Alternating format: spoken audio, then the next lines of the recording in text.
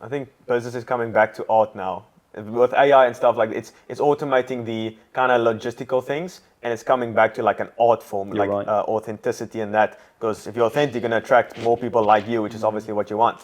And with AI, like creativity is now the new moat, because the barrier to entry for all these things like ads and all that can be automated with AI. So the actual real leverage comes through the creativity now, and like the nature helps a lot with that.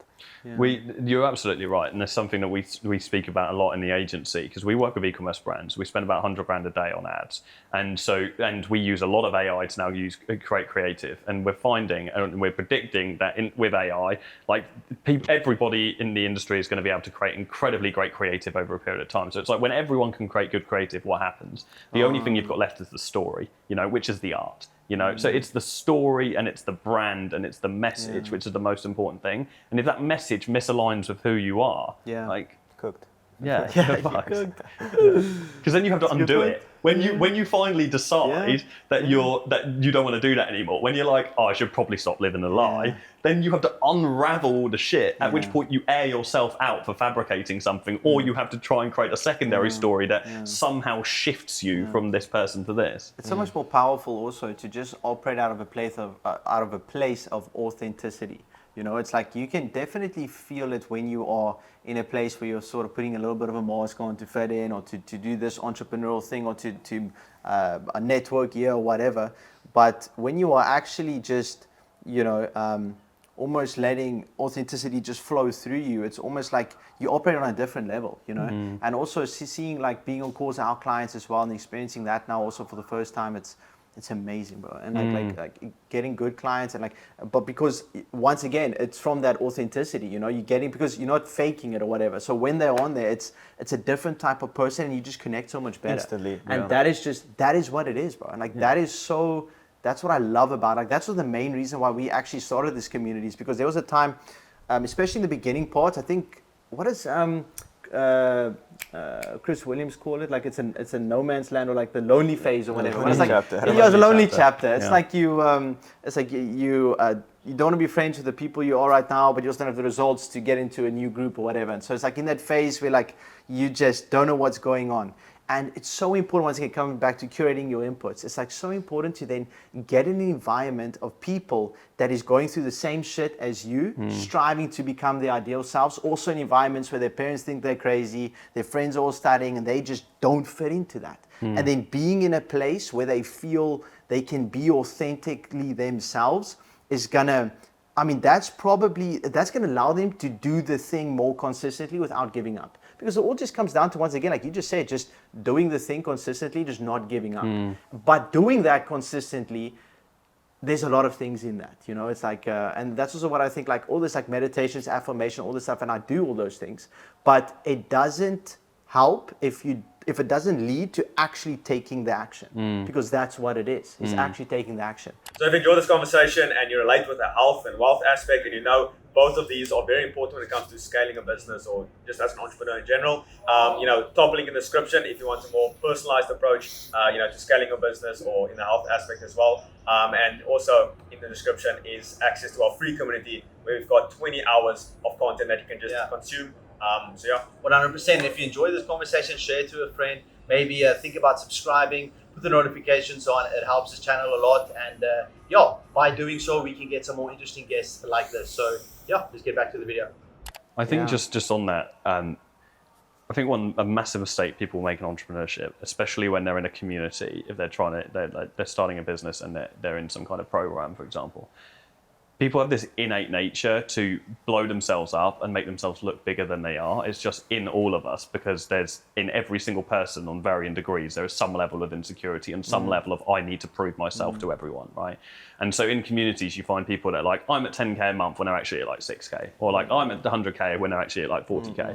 And in doing that, like those people, and I've seen this with, because we do like interviews with students and so on, and we'll do like award evening and so on, and then people don't expect us to actually vet and ask for proof, and so we do that, and then we find so often people are like inflating, And that just puts you in a place where you are having to live up to an expectation that you haven't yet realized. And so then when you are surrounded by all these other people who you think are on the same level as you, but actually may not be on the same level, you're playing the actions of a role that you're not yet in. And so you're not actually getting all the support that you need from the people around you. Isn't that kind of a good thing? Isn't that kind of a good thing?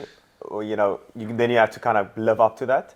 Obviously, just not good or bad, but in yourself, if you have the right mindset, then sure. I to an extent, I think that it's like getting a good job. To get a good job, you need a good experience. To get good experience, you need a good job, right? So there's a chicken and the egg. There's some kind of fake it till you make it. I agree with that concept to a degree. Yet in business, if you're acting as someone that's at 200k a month and you're at 100k a month, but you're pretending you're at 200k a month, you're likely making the wrong decisions in the company, and you're not actually doing the thing that you should be doing in the moment that you're at right now. If you were just honest with yourself and you're like, I don't have this problem, I have that problem, because you're constantly trying to chase yourself. So I think from an ego perspective, if you've got the right mindset, then you can achieve that in just a completely different sense than lying publicly to say where you are. I was a millionaire before I was a millionaire, and I mean that I knew I was going to be a millionaire, so I was going to become a millionaire. That's manifestation. That's very different. That's personal affirmation, and that's very different to lying. I agree. Also have to kind of lie to yourself, in the exact same boat. Like I always knew, even when I was starting from zero, I always knew. I don't know what it was. I really don't know. I think it's mostly unlearning, all the stuff I was taught in the school system. I just unlearning. Most of your 20s is unlearning more than learning, and that is basically learning. And then through that, you kind of come back to that, presence of you, and then you can kind of see for the first time.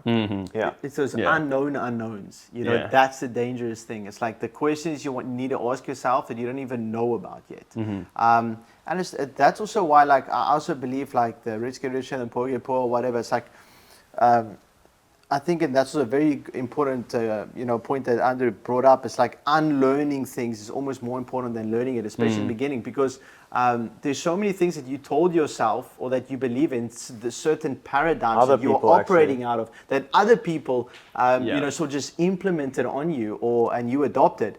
That's actually so detrimental to you. And I think a very good exercise to do is to literally go and question everything you believe in, and to ask yourself, why do I believe this? Who taught me this? And do they have my good intent or good intentions for me? Do they want me to be successful or whatever? And if the results and the fruits of their own life does not represent what you want, well, then you should probably consider, maybe changing that paradigm or belief. And that's why it's so important for me to surround myself with the right people. Like I previously said, I think just before the pod, I think networking is overrated in the macro sense. I think obviously it's very important in certain areas, but surrounding yourself with people that is challenging your paradigms and exposing you to what is possible is the most powerful thing you can do. And that's why I almost all my success, I will not dedicate, what do you call it? Contribute to reading. I was never a big reader. And I'm actually still, I'm more podcasts right now, but information, that's where it's at.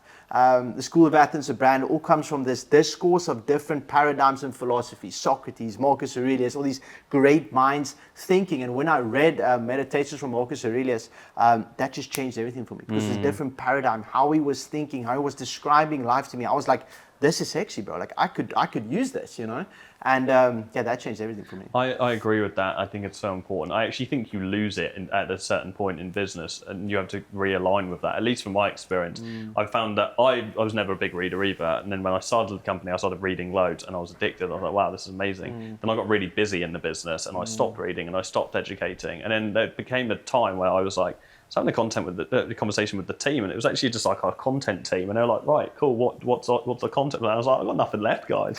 I don't know what you want from me. I'm all out of juice. I'm on 600 videos right now. We're gonna have to start re-recording some videos. And I was like, it's been probably 6 months since I've personally been. This is back then. This has been 6 months since I've personally actually been able to dedicate the time to reading in the mornings, listening to podcasts, and doing all of that. It's so important, and it's such a basic, but it's so important to block out time in the calendar or in the personal life to continue education at all stages. But you definitely do fall into a danger of losing touch with that at some point. After 25, I don't know what's the stat, but it's insane. No one picks up a book. because you're so indoctrinated to hate learning. Oh, yeah. You can't force someone to agree. learn. That's why I kind of love Ty Lopez's approach with the books.